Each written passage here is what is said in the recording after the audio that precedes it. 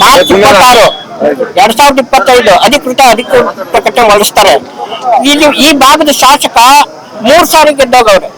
ಈ ಶಾಸಕ ಆಗ್ಲಿ, ಇಲ್ಲಿ GDB ಡೈರೆಕ್ಟರ್ ಅವರೊಬ್ರು, ಇವರಾಗ್ಲಿ, ಅಧಿಕಾರಿಗಳಾಗ್ಲಿ, ರಾಜಕೀಯರಾಗ್ಲಿ ರೈತರ ಸಂಪರ್ಕ ಮಾಡಿ, ರೈತರ ಸಭೆ ಮಾಡಿ ಒಂದು ಮಾತು ಯಾರು ಆಡಿಲ್ಲ.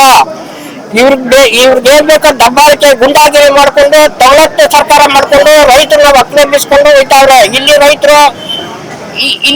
ಇರೋ ರೈತರು ಇಲ್ಲಿ ಪೂರ್ವಕ್ಕೆ ಸುವರ್ಣಮುಖಿ ನದಿ ಹರಿತಾ ಇದೆ, ಪಶ್ಚಿಮಕ್ಕೆ ವೃಷಭಾವತಿ ನದಿ ಹರಿತಾ ಇದೆ. ಇಲ್ಲಿ ಭೂಮಿ ಫಲವತ್ತಾದ ಭೂಮಿ. ಇಲ್ಲಿ 6 ಲಕ್ಷ ತೆಂಗಿನ ಮರ ಇದೆ, 4 ಲಕ್ಷ ಅಡಿಕೆ ಇದೆ, ಮತ್ತೆ ಮಾವು, ತೆಂಗು, ಬಾಳೆ ಎಲ್ಲ ಸೇರ್ಕೊಂಡು ಸುಮಾರು ಇದು ಹಸುಗಳು ಇದೆ. ಇಲ್ಲಿ 60,000 ಹಸುಗಳಿದೆ. ತಿಂಗಳಿಗೆ 6 ಲಕ್ಷ ಲೀಟರ್ ಹಾಲು ಹೋಯ್ತಾ ಇದೆ. ಆಮೇಲೆ ಹೇಳ್ತಾರೆ ಬೆಂಗಳೂರು ದಟ್ಟಣೆ ಆಗ್ಬಿಟ್ಟದೆ, ಅದಕ್ಕೋಸ್ಕರ ನಾವು ಬೆಂಗಳೂರು ದಟ್ಟಣೆ ಕಡಿಮೆ, ಸುಮ್ಮನೆ ಆಗಬೇಕಿದೆ, ಬೆಂಗಳೂರು ದಟ್ಟಣೆ ಕಡಿಮೆ ಮಾಡಬೇಕು ಅಂತ ಈ ಪ್ರಾಜೆಕ್ಟ್ ಮಾಡ್ತಾ ಇದ್ದೀವಿ ಅಂತಾರೆ.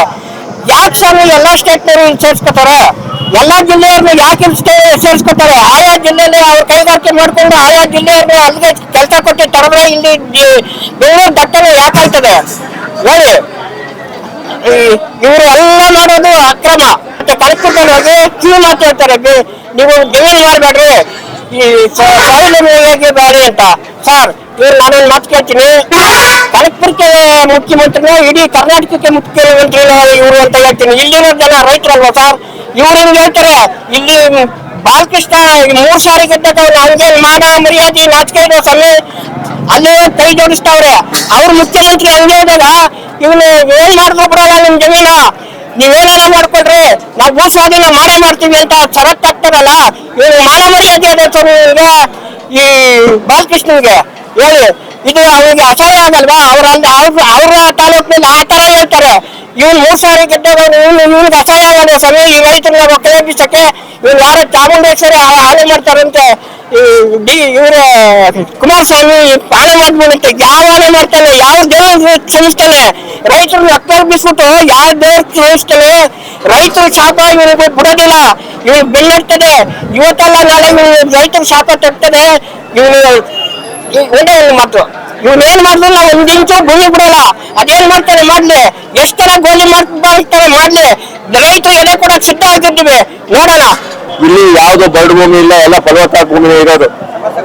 ಅವರು ಅಧಿಕಾರಿಗಳ ಒತ್ತಡಕ್ಕೆ ಮತ್ತು ರಾಜಕೀಯ ನಾಯಕರ ಒತ್ತಡಕ್ಕೆ ಮಣಿದು ಇವರು ಹೋಗಿ ಅಲ್ಲಿ ಇಲ್ಲದ ಮಾಹಿತಿಗಳನ್ನು ಕೊಟ್ಟು ಈ ಅಕ್ವೈರ್ ಮಾಡಬೇಕು ಅಂತ ಹೇಳಿ ಒತ್ತಡ ತಂದಿರ್ತಕ್ಕಂಥ ಜನ ಇವರು.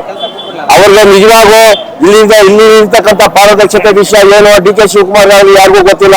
ಈ ಜಮೀನ್ ಬಗ್ಗೆ ಅವ್ರಿಗೆ ಎಲ್ಲಷ್ಟು ಅನುಭವ ಇಲ್ಲ. ಆಮೇಲೆ ಇನ್ನೊಂದು ವಿಷಯ ಅವ್ರಿಗೆ ತಿಳಿಯಬೇಕಾಗ್ತದೆ. ನೋಡಿ, ಇವತ್ತು ಮಮತಾ ಬ್ಯಾನರ್ಜಿ ಕತೆ ಏನಾಯ್ತು ವೆಸ್ಟ್ ಬೆಂಗಾಲ್ನಲ್ಲಿ? ಇದೇ ಮಮತಾ ಬ್ಯಾನರ್ಜಿ 2006ರಲ್ಲಿ ಇದು ಬುದ್ಧದೇವ್ ಉಪಾಧ್ಯಾಯ ಚೀಫ್ ಮಿನಿಸ್ಟರ್ ಆಗಿದ್ದಾಗ 34 ವರ್ಷಗಳ ಆಳಿದಂತ CPIM ಮಾರ್ಕ್ಸ್ವಾದಿ ಕಮ್ಯುನಿಸ್ಟ್ ಪಾರ್ಟಿ ಯಾಕೆ ಬೀಳ್ತು ಅನ್ನೋದಕ್ಕೆ ಒಂದು ಕಾರಣ ಕೊಡ್ತೀನಿ. ಆವಾಗ ಹೂಗ್ಲಿ ಜಿಲ್ಲೆಯಲ್ಲಿ ವೆಸ್ಟ್ ಬೆಂಗಾಲ್ನಲ್ಲಿ ಸಿಂಧೂರ್ ಅಂತ ಒಂದು ಗ್ರಾಮದಲ್ಲಿ 1,000 ಎಕರೆ ಅಪ್ಲಿಕೇಶನ್ ಹೊರಟರು. ಯಾರು? ಈ ಬುದ್ಧದೇವ್ ಉಪಾಧ್ಯಾಯ ಹೊರಟಾಗ ಸ್ವಲ್ಪ ಬೆಂಕಿ ಕಿಡಿ ಎತ್ಕೊಟ್ಟು 1,000 ಎಕರೆಗೆ ಇದೇನ್ ಮಾಡ್ತಾರೆ ಅಂತ ಅದೇ ಪಕ್ಕದಲ್ಲೇ 200,000 ಎಕರೆ ಮಾಡಕ್ ಹೊರಟ.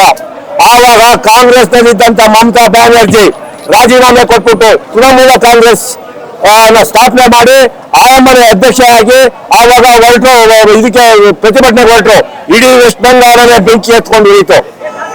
ಆವಾಗ 2007ರಲ್ಲಿ ಎಲೆಕ್ಷನ್ ನಡೀತು. ಈ 34 ವರ್ಷ ಆದಂತ CPIM ಮಕಾಡೆ ಮನೆ ಕೊಟ್ಟು ಮಮತಾ ಬ್ಯಾನರ್ಜಿ ಅವರು ಚೀಫ್ ಮಿನಿಸ್ಟರ್ ಆದ್ರು. ಹಂಗೇನೆ ನೀವು ಆಯ್ತೀರಿ, ದಯವಿಟ್ಟು ಹೇಳ್ತೀನಿ, ಇದೊಂದು ಕಿವಿ ಮಾತು, ನೀವು ದಯವಿಟ್ಟು ಈ ಅಪ್ಲಿಕೇಶನ್ ಕಾಲಿಟ್ಬೇಡಿ. ಇದು ಇಡೀ ಕರ್ನಾಟಕನೇ ಎತ್ಕೊಂಡಿರ್ತದೆ. ನಾವು ಜಮೀನು ಕೊಡೋದಿಲ್ಲ, ಏನೇ ಆದ್ರೂ ನಾವು ಜಮೀನು ಬಿಡೋದಿಲ್ಲ. ಕರುನಾಡು ಟೈಮ್ಸ್ ಚಾನೆಲ್ನಲ್ಲಿ ಸುದ್ದಿ ಮತ್ತು ಜಾಹೀರಾತು ನೀಡಲು ಈ ನಂಬರ್ಗೆ ಕರೆ ಮಾಡಿ.